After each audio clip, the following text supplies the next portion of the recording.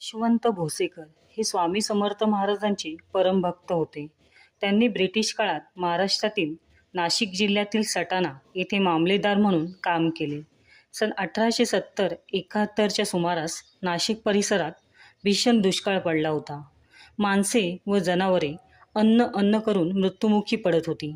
त्या भीषण दुष्काळात त्यांनी सटाणा येथे मामलेदार असताना सरकारी खजिन्यातून लोकांना अन्न व मदत दिली.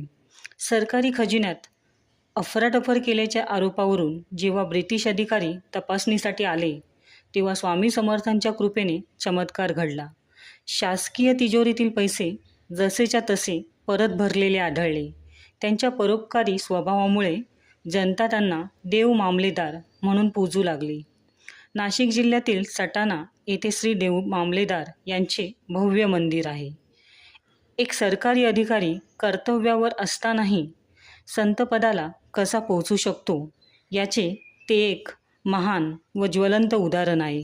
श्री स्वामी समर्थ.